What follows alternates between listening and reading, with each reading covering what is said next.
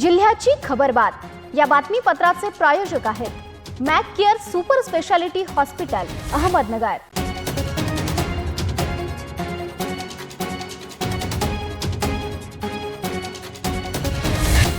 प्रेक्षकांनो नमस्कार, मी निर्जला। न्यूज 24 सह्याद्रीमध्ये तुमचं स्वागत।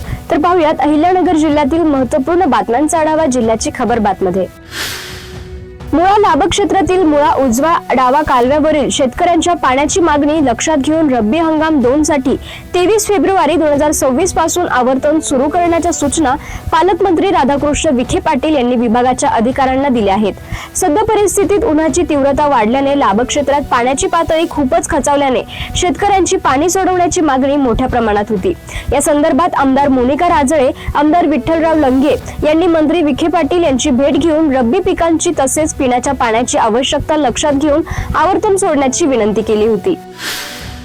रयत शिक्षण संस्थेचे शारदा संकुलात 10वी बोर्ड परीक्षा आजपासून सुरू झाली असून एकूण 942 विद्यार्थी परीक्षा देत आहेत। सर्व विद्यार्थ्यांवर सीसीटीव्हीच्या माध्यमातून करडी नजर ठेवण्यात येणार आहे। पहिल्या पेपरच्या अनुषंगाने संकुलातर्फे विद्यार्थ्यांचे गुलाब पुष्प देऊन स्वागत करण्यात आले। तसेच कसून तपासणी करून परीक्षेसाठी प्रवेश देण्यात आलाय। सर्व ब्लॉक तसेच संकुलाचा संपूर्ण परिसर सीसीटीव्हीच्या नियंत्रणाखाली आहे। लाईव्ह सीसीटीव्ही फुटेजही जिल्हाधिकारी यांच्या कार्यालयात देखील दिसणार आहेत। हिंदवी स्वराज्याचे संस्थापक छत्रपती शिवाजी महाराजांच्या स्मारकासाठी 1 कोटी रुपयांचा निधी यापूर्वीच मंजूर केला असून पुढील शिवजयंतीपर्यंत स्मारकाचे काम पूर्ण करणार असल्याची ग्वाही जलसंपदा तथा पालकमंत्री राधाकृष्ण विखे पाटील यांनी दिली आहे।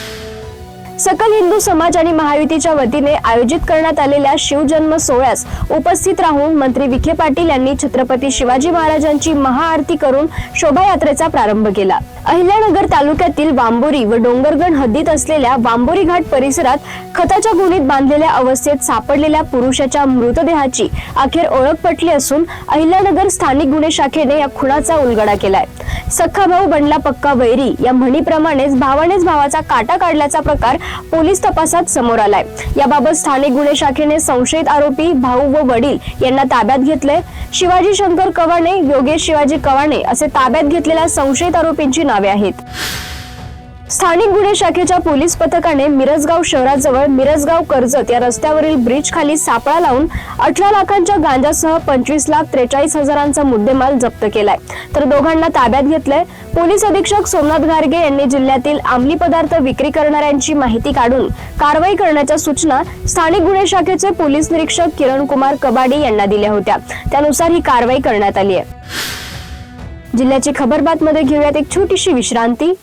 रोखोक पत्रकारिता, निर्भीड बाणा आणि कणखर भूमिका, महाराष्ट्राचा सखा, सत्याचा पाठीराखा, शब्दांचं सामर्थ्य, विश्वसनीयतेची उंची, न्यूज 24 सह्याद्री।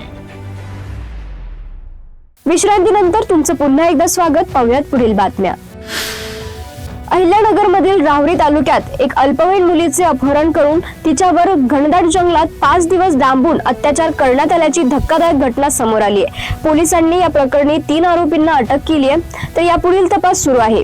या घटनेने जिल्ह्यात खळबळ उडाली आहे। मिळालेल्या माहितीनुसार राहुरीतील 15 वर्षाची मुलगी सकाळी कॉलेजला जाते म्हणून घराबाहेर पडली, मात्र ती संध्याकाळपर्यंत घरी परतली नाही। त्यामुळे पालकांची चिंता वाढली आणि त्यांनी शोधाशोध सुरू केला, पण ती आढळून न आल्याने राहुरी पोलिसात तक्रार दाखल केली।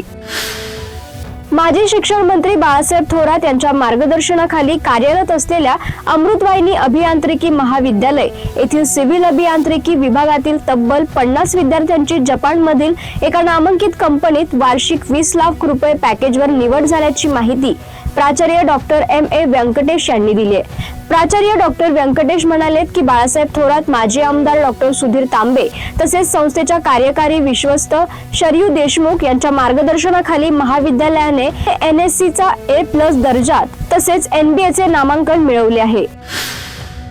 छत्रपती शिवाजी महाराज यांच्या जयंतीनिमित्त कर्जत शहर शिवमय झाले होते. छत्रपती शिवरायांचा भव्य अश्वारूढ पुतळा, सर्वत्र फडकणारे भगवे ध्वज, शिवरायांच्या पराक्रमाचे पोवाडे, तसेच जय भवानी जय शिवराय, छत्रपती संभाजी महाराज की जय, राजमाता जिजाऊ मा साहेब की जय आदी घोषणांनी आसमंत दणादून गेला होता. कर्जत येथील सकल मराठा समाजाच्या वतीने मुख्य समन्वयक रावसाहेब धोंडे यांच्या नेतृत्वाखाली शिवजयंती निमित्त छत्रपती शिवाजी महाराजांच्या प्रतिमेचे पूजन करण्यात आले. शिवजयंती निमित्त विविध उपक्रमांचे देखील आयोजन यावेळी करण्यात आले होते. शेवगाव शहरात साजरा करण्यात आलेल्या शिवजयंती सोहळ्यात एक आगळावेगळा आणि प्रेरणादायी क्षण अनुभवायला मिळाला.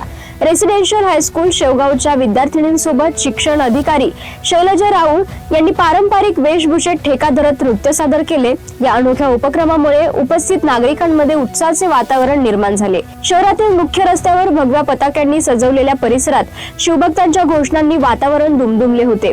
विद्यार्थिनींनी पारंपरिक नऊवारी साडी, फेटे व लेझिमच्या तालावर सादर केलेले नृत्य पाहून उपस्थितांनी टाळ्याचा कडकडाट केला.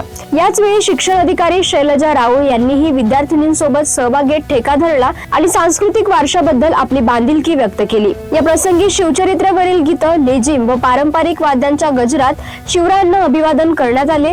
शिक्षण अधिकाऱ्यांच्या विद्यार्थ्यांसोबतचा हा सहभाग विद्यार्थ्यांसाठी प्रेरणादायी ठरला असून शिक्षक विद्यार्थी नात्यातील आत्मीयता आणि संस्काराचे सुंदर दर्शन घडवणारा क्षण ठरला. शिवजयंती निमित्त आयोजित या कार्यक्रमामुळे सांस्कृतिक परंपरा जपण्याचा संदेश देत उत्सवाला विशेष रंगत प्राप्त झाली. जिल्ह्याची खबरबात मध्ये आपण इथेच थांबतोय, मात्र तुम्ही पाहत राहा न्यूज 24 सह्याद्री.